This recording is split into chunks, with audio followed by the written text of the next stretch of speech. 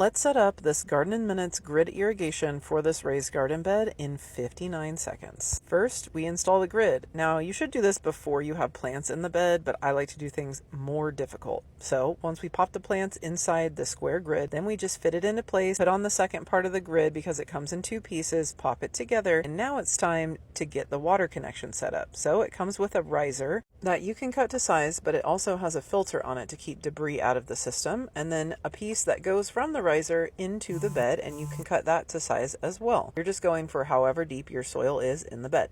Now that that's connected, we're going to connect a hose directly to it so you can see how easy it is just to do it this way. That's the filter that I was talking about. You pop your hose in, it's all ready to go, and your water supply on. First thing you'll notice is you may have to adjust some of the grid pieces to make sure water isn't spraying into the air, but that's it.